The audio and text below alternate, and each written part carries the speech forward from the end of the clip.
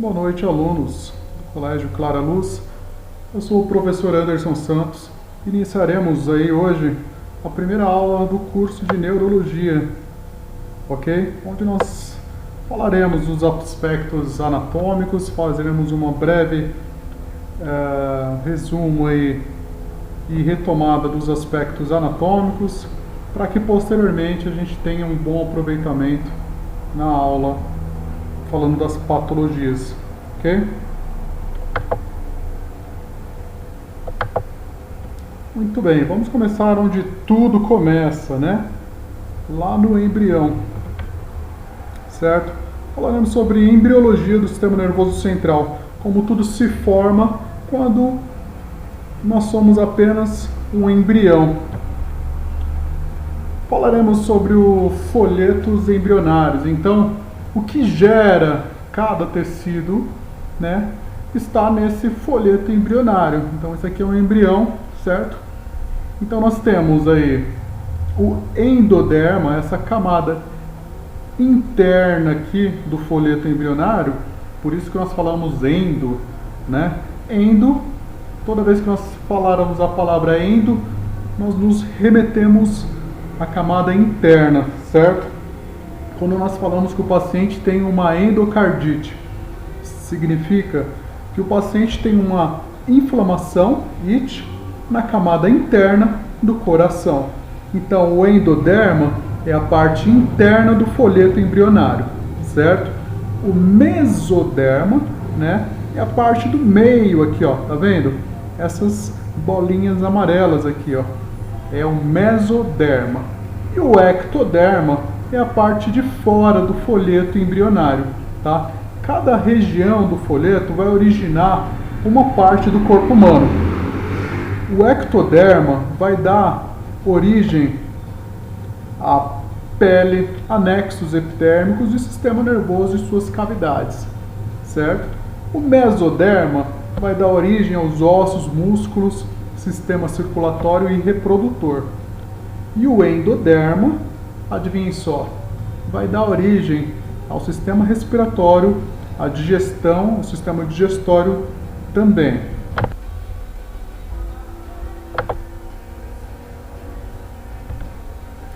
Muito bem. Falando um pouquinho na anatomia do sistema nervoso. O sistema nervoso central é formado pelo encéfalo, medula espinhal, que são constituídos aí pela substância cinzenta e branca, né? Vocês já devem ter ouvido falar da massa cinzenta.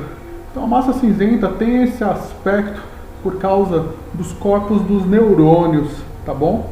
Os neurônios, em sua quantidade junta ali, elas têm um aspecto cinzento, tá bom?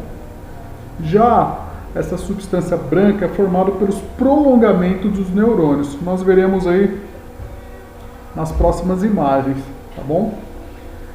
O sistema nervoso central, ele fica protegido pelo crânio, né? Por essa cavidade, por essa caixa craniana, né? Chamada estrutura esquelética, né? E pela coluna vertebral, né?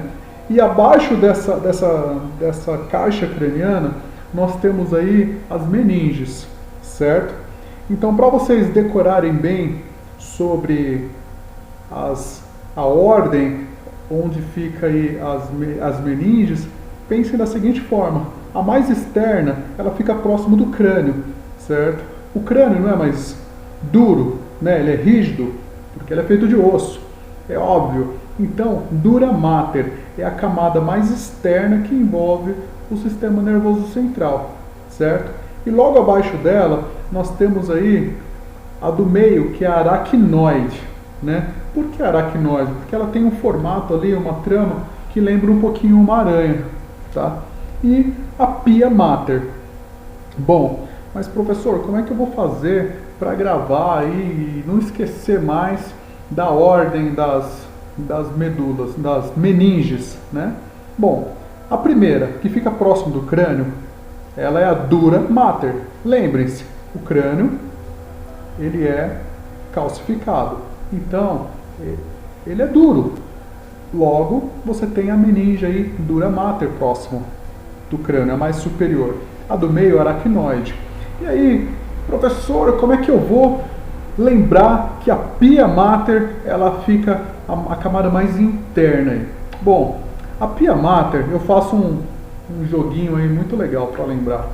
Eu penso da seguinte forma: quem é que lava a louça? Eu lavo louça lá em casa, porque se eu não lavar, eu apanho da minha mulher. Então, a pia, de vez em quando, eu lavo a louça, eu guardo a louça e deixo ela sequinha.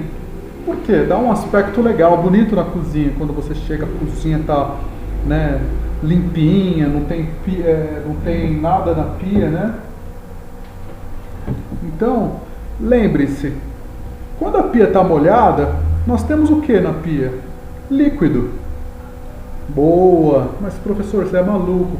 Como é que eu vou decorar a ordem das meninges pensando na louça suja, na pia molhada de casa? Bom, façam a seguinte associação. A pia, ela fica com líquido em cima dela, né? Quando ela fica molhada.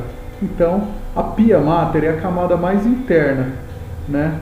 E ela tem um contato direto com o líquido cefalorraquidiano. Esse espaço aí entre a aracnoide e a pia mater é preenchido com líquido cefalorraquidiano. Então, em cima da pia tem o líquido cefalorraquidiano. Então, para memorizar, nós temos a dura mater, que é a mais superior, a do meio aracnoide e a de baixo, a pia mater, que é a que fica abaixo do líquido cefalorraquidiano, líquor, também conhecido. Certo, pessoal? Então nunca mais vão esquecer, quando estiverem lavando louça, vocês vão lembrar que a pia mater é a membrana aí que fica logo, né, em contato com o líquor cefalorraquidiano, líquido cefalorraquidiano ou líquor também, certo? Aí, ó, vem um esqueminha para vocês olharem melhor aí, ó, tá vendo? Olha aí que bonito, olha que música bonita eu coloquei para vocês ouvirem, ó. Então, ó, temos aí a dura mater, certo? A mais superior, certo?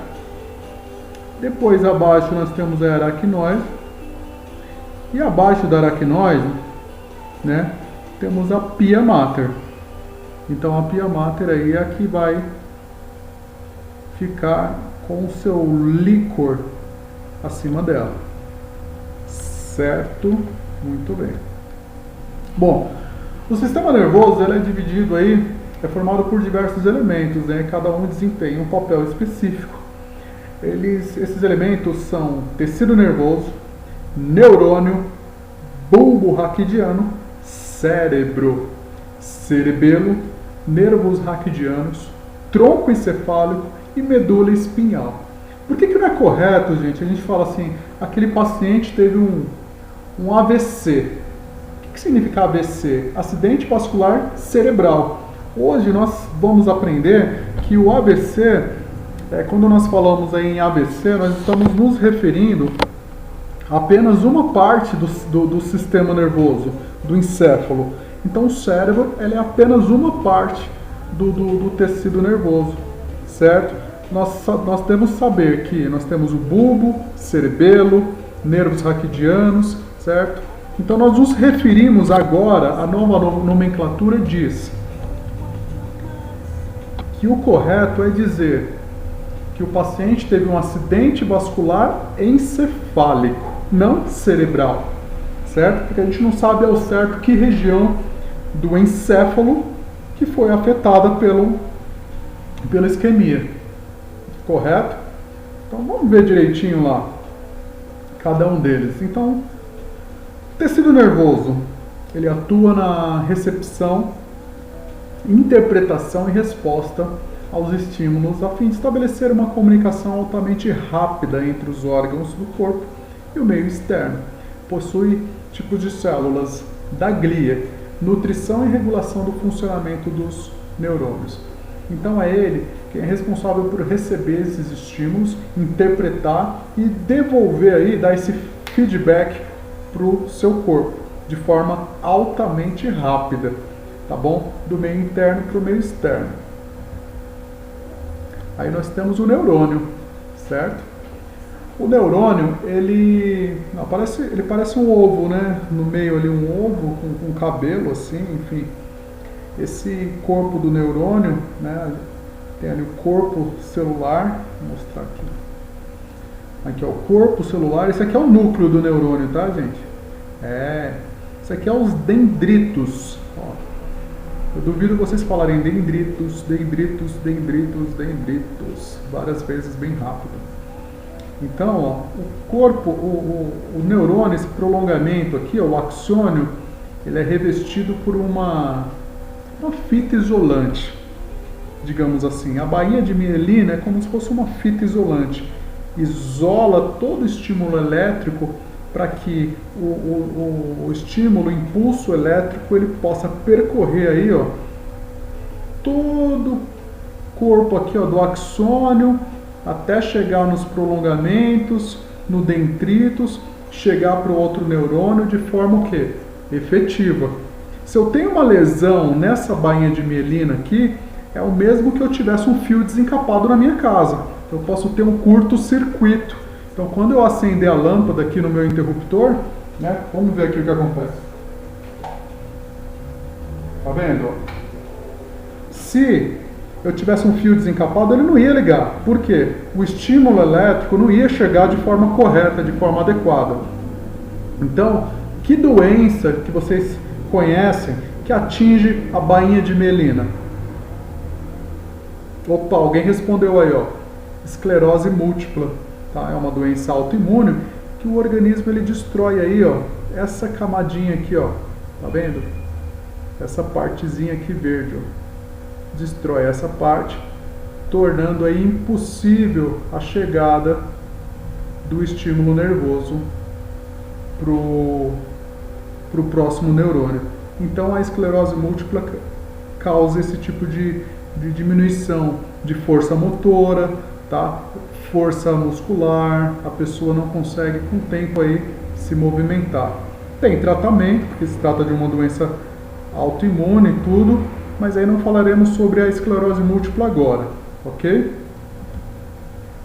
Muito bem, aqui é o bulbo raquidiano, certo?